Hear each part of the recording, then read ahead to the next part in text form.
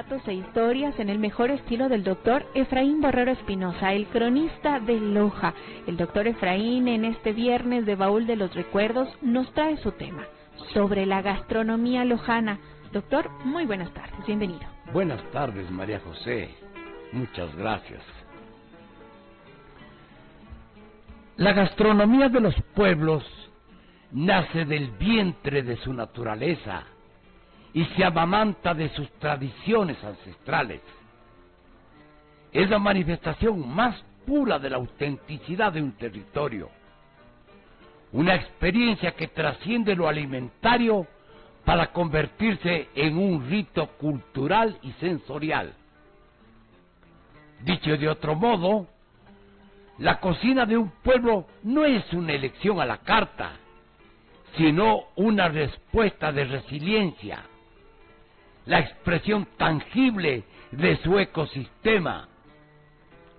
No es solo sustento, sino el resultado de un diálogo histórico entre la biodiversidad, la técnica para transformar el recurso y el legado simbólico de los antepasados. Nuestra provincia posee una singular geografía de relieves caprichosos. Desde los 120 metros sobre el nivel del mar en Zapotillo, pasando por el Valle de Catamayo, hasta los 3.700 metros en las cumbres de Saraguro, Loja es un mosaico de microclimas. Esta irregularidad bendice la tierra con una producción agrícola y ganadera tan diversa como su gente. Teniendo en cuenta esas particularidades, exploro a continuación las características de los sabores más representativos de nuestra provincia, joyas culinarias que, aunque patrimonio del sur, aún aguardan ser plenamente descubiertas por el resto del país.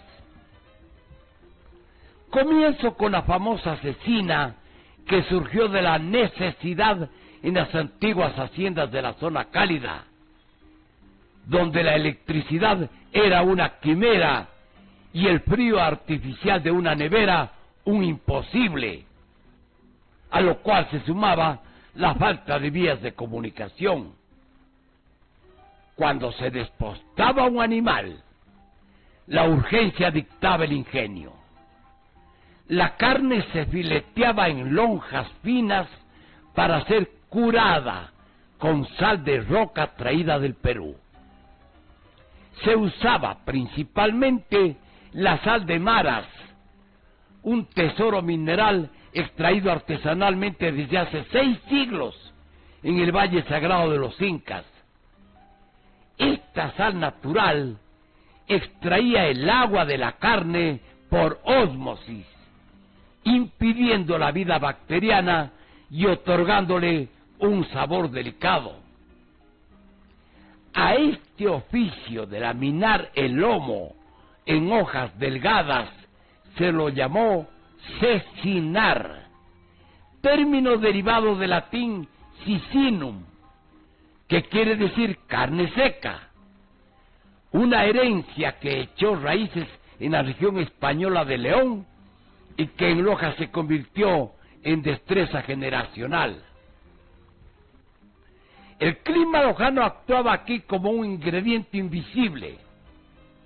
Las piezas se colgaban en cordeles bajo un sol incandescente y vientos secos que permitían que la carne se oree. Sin ese balance exacto de baja humedad y alta radiación, la textura se perdía. Por las noches, para proteger la carne de las aves rapaces, los muchachos nos encargábamos de meterla a la cocina de leña y colgarla en otros cordeles, donde recibía un sutil ahumado natural. Tras unos días, la pieza estaba lista para el carbón o la sartén, escoltada siempre por el mote y la yuca, cerrando así un ciclo de autosuficiencia territorial. Desde las haciendas se traía a las casas una buena cantidad de cecina seca para la alimentación diaria, propagándose este plato tradicional entre la gente.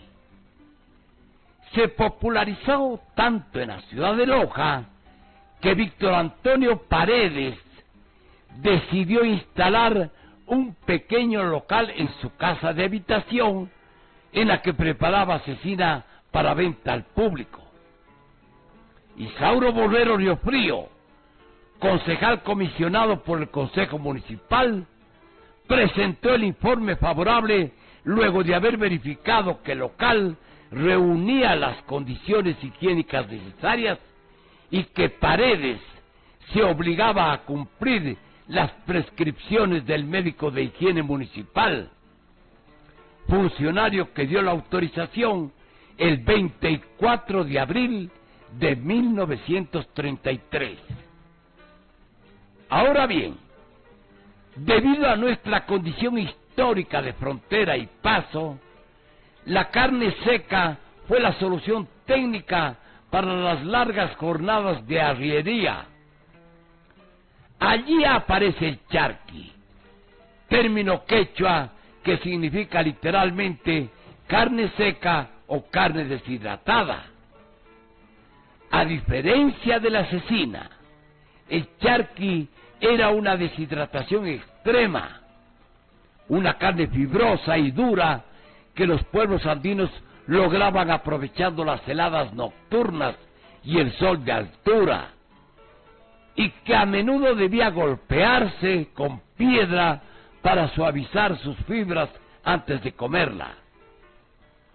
Por sus condiciones, se convirtió en un producto muy demandado para su comercialización con el Perú. Pero esta tierra pródiga también es de granos. Mientras el país se rinde ante nuestras arvejas con guineo, en la capital provincial poco se habla de la zarandaja, ese grano blanco y cremoso que une nuestra mesa con el norte peruano y que es de sabor muy agradable. El maíz, por su parte, tiene su santuario en Pindal, la capital maicera del Ecuador. De su abundancia nacen el sango y nuestros tamales envueltos en hoja de achira. La delicadeza de su textura, fruto de un proceso minucioso, los distingue de cualquier otro tamal del país, convirtiéndose en el compañero inseparable del café de altura lojano, que una y otra vez ha llevado la corona de campeón en el concurso de la taza dorada. Históricamente, era el plato de las grandes ocasiones y de los domingos en familia, pero con el tiempo se constituyó en una tradición que hasta hoy se mantiene viva en muchos locales y cafeterías de la ciudad de Loja. Si Manabí es el rey del maní, Loja es su heredero más aventajado. Desde los bocadillos de paltas hasta el parapiche, esa colada vigorosa de la frontera que mezcla maní, maíz y panela, este fruto seco ha sido importante en nuestra dieta. Llegamos a repe.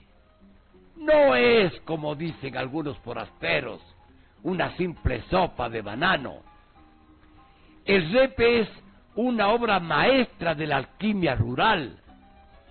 Su protagonista es el guineo verde, seda o filipino. El nombre guineo es un viaje transatlántico. Llegó desde Guinea, África, y se asentó en nuestro léxico para marcar una frontera lingüística y cultural. Mientras en otras latitudes se discute sobre el ganado de exportación, para el lojano, el guineo verde es una categoría del alma.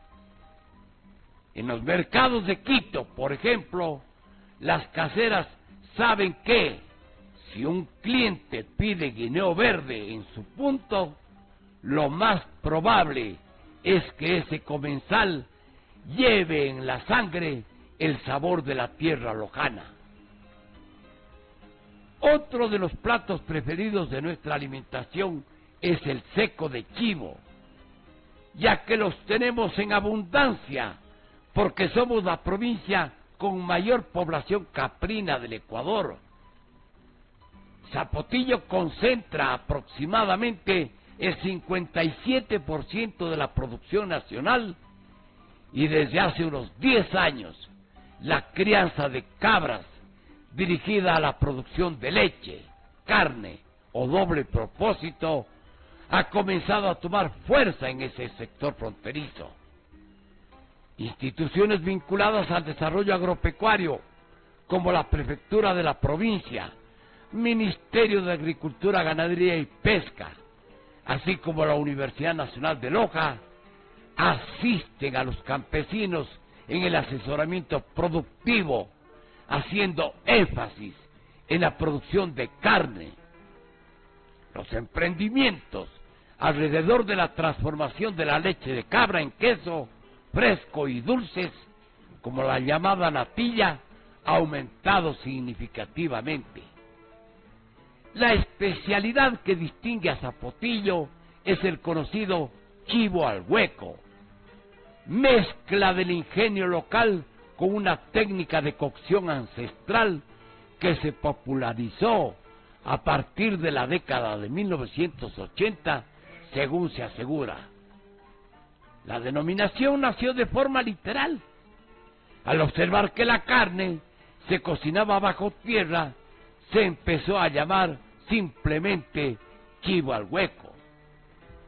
Aunque la receta está atribuida a varios autores, la técnica de cocción en un hoyo cavado en la tierra con brasas y cubierto con hoja de zinc tiene raíces profundas en la cultura gastronómica de la zona fronteriza. Verdaderamente es un plato exquisito que se ha constituido en motor del turismo en la región, atrayendo a comensales nacionales e internacionales que buscan experimentar este ritual culinario en el sur del Ecuador. Finalmente, me refiero a un plato que resulta desconocido para las nuevas generaciones, la olla podrida, cuya preparación estaba reservada para Semana Santa y que se ha perdido en el tiempo. Más que una sopa, era un cocido o guiso potente de consistencia espesa. Entre sus ingredientes constaba el bacalao, un pescado salado que se lo traía del Perú, guineo verde, yuca de Malacatos, vilcabamba o catamayo, según el gusto, plátano maduro, col y choclo tierno. El efecto era contundente, a dormir toda la tarde. Sobre la preparación y venta de cuyes en el valle, bien vale aclarar que no es una comida autóctona de Loja. El valle fue una de las 2 primeras parroquias urbanas de la ciudad de Loja. Existe desde cuando se fundó como San Juan de El Valle, con raíces ancestrales, cuyos pobladores tradicionalmente consumían cuyes, especialmente en ocasiones especiales y festividades, porque era el plato típico de la región andina. Lo que es posible rescatar es el proceso de preparación diferente al resto del país, cuya tradición se remonta a varias décadas. La gastronomía de Loja no es solo una lista de ingredientes, es el mapa comestible de nuestra historia, un legado que se sirve caliente y que nos recuerda en cada bocado quiénes somos y de dónde venimos. Feliz fin de semana. Sobre la gastronomía lojana, el doctor Efraín Borrero Espinosa, el cronista de Loja, en el baúl de los recuerdos.